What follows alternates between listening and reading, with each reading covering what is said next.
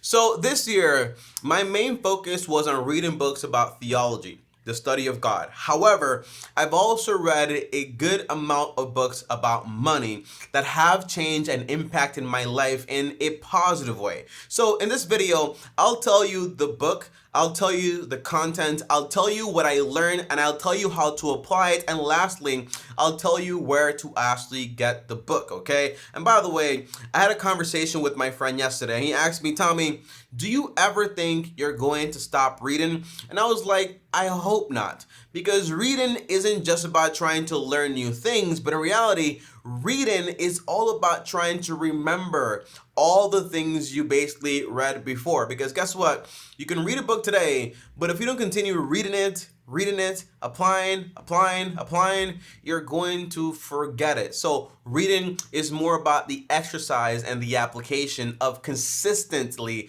doing it over and over again. So you might find me reading the same books every single year. Now, if you guys don't know me, my name is TommyBryson. I post videos from Monday to Friday, and I've read literally probably over 200 books potentially, but these are my top 3 for the year of 2023, and I hope they're actually going to be of value to you. Now, the very first one, guys, is going to be The Richest Man in Babylon, the expanded edition that actually comes with Acres of Diamond by Rusell. Now, if you've been on my channel for a while, you know I love this book, and I read it every single year, like this, okay? However, this is not the book I'm recommending. I'm actually recommending a part of the book that came with the book, which is going to be the expanded edition, and it's the Acres of Diamond by Rusell. When I actually bought this book, because I always buy all the new editions, I was like, what is this about? Acres of Diamond, what is this, okay? Well, it ends up,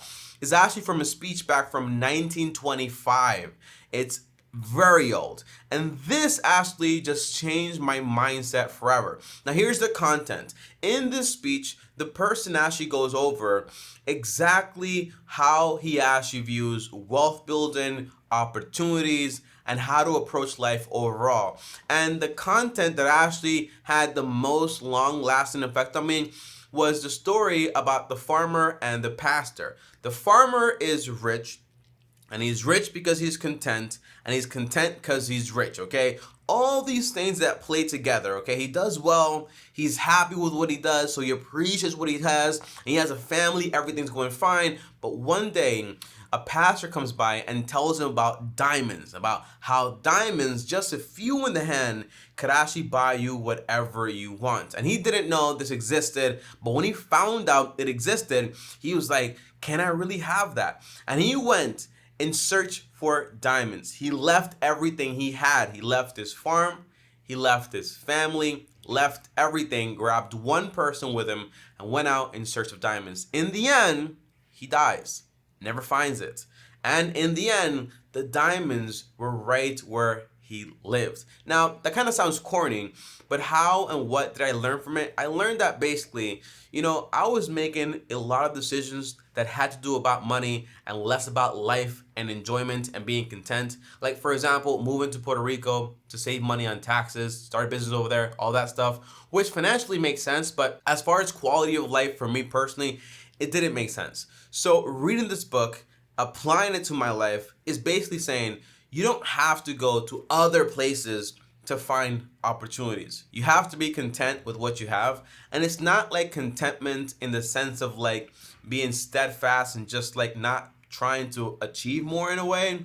Nothing wrong with that. But contentment in the fact that you're happy with what you have, you strive to be better, but it's not because you're constantly wanting more to fulfill something inside. That's very bad mindset.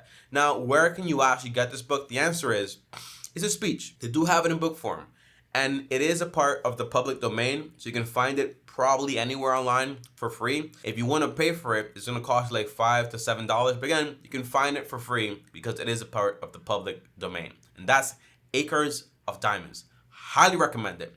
And in the book, it's not just that story, but it's several other stories about different people and characters, people that basically leave one place to go find oil and find out the oil was where they were at. It's a lot of great stories. Now, the second book I read this year which is a book I read almost every single year, is going to be The Psychology of Money. Now, I think his name is Morgan. And, this book is one of those books I basically procrastinated on reading because the title was like, this is probably going to be a corny book. I'm not going to waste my time on it. Boy, was I wrong. This book was fabulous. It was amazing. And I'm not even getting paid to recommend this book, okay?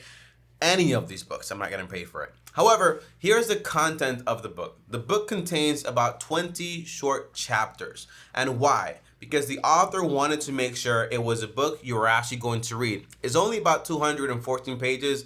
If you read 10 pages a day, you're probably done in like 20 days or so. It is not a complex, hard book to understand, hard to get into. It is very simple with big topics, and the author made it that way so anyone can actually understand it. Now, some chapters I actually liked a lot were going to be, for example, save money.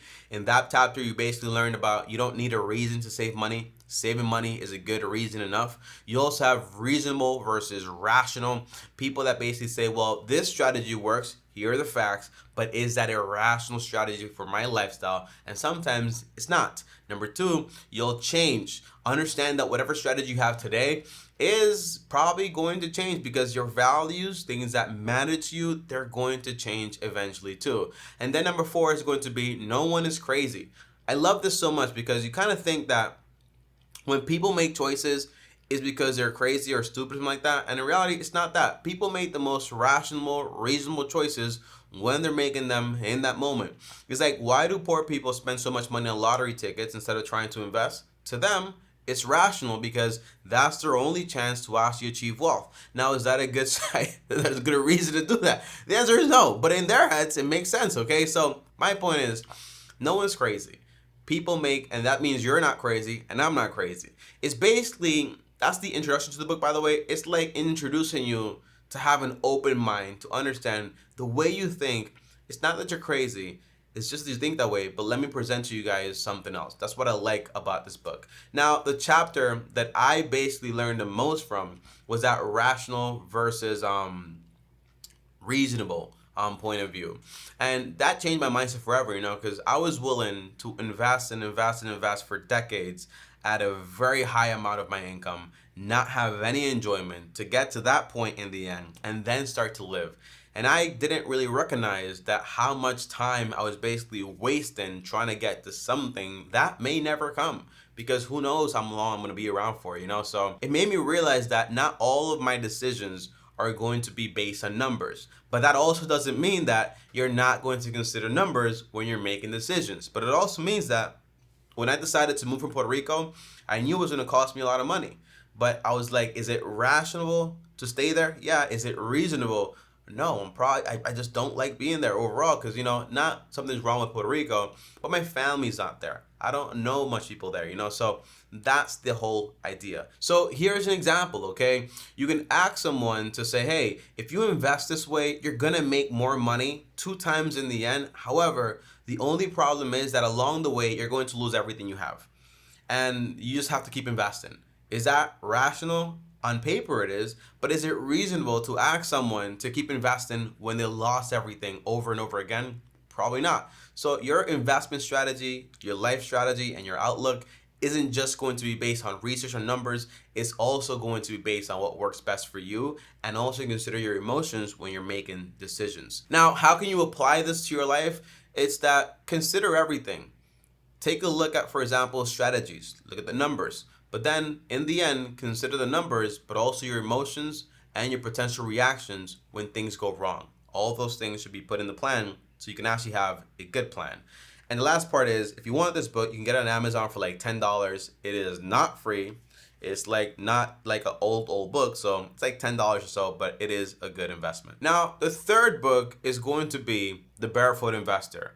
This is a book for beginners and also a book for people that think they know everything and people that know they don't know everything. It's basically a book for everyone when it comes to personal finance and everything alike, okay? It's one of those books that teaches you almost literally about everything in personal finance as far as your whole life. So you will find in the content, you will find chapters on insurance, on paying off debt, on investing, and even a lot more little details here and there. And he will go into detail on every single point about fees and how to save money on taxes and all this stuff. And it is just a great book overall. But the part of the book that had the biggest impact in me or on me was basically when it came to debt. You know, at the time when I was reading this book, I had, for example, student loan debt, and I had, for example, a business loan. Both of these debts were very low interest. They didn't require that much money in payments every single month. And I kind of just kept them around, like Dave Ramsey says, like a pet or something like that. But reading this book, it convinced me to say, why do you want to continue living like that, having this debt over you? Wouldn't you just rather be done with it and just stay debt free forever? You know, and that kind of changed me because it forced me to make a decision or helped me make a decision. And it was like, if you're going to live debt free, you got to make that choice. And since then, I paid off all the debt I had. And I also closed down all access to debt that I had before. So all my credit cards were basically closed. It's one of those books that it has so much information. And here's the application part. It has a lot of information about a lot of things. But it all comes from one person, their perspective, and their research. So you have to be able to take a look at it, research it, confirm it, and then apply it. When I was making my choices, I listened to him, yes, but I rationalized in my head, does this make sense for me? And I did my own research also to actually go ahead and do what I wanted to do. That's the whole idea, guys. But overall, these are the top 3 books that I read this year that had the biggest impact on me. Acres of Diamond, you can read that like in a day.